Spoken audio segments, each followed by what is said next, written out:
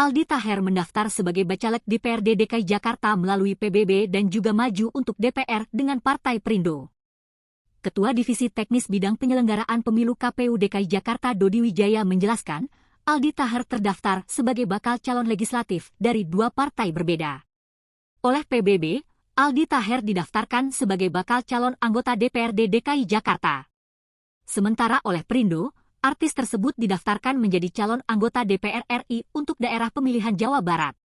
Dan selama masa perbaikan berkas administrasi pendaftaran, PBB tidak kunjung memberikan kepastian mengenai pencalonan Aldi Taher maupun memperbaiki dokumen persyaratannya.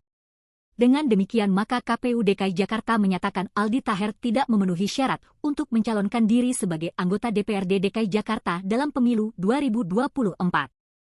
Kemudian mengenai masa perbaikan berkas pendaftaran dan proses verifikasi oleh KPU DKI Jakarta pun telah selesai.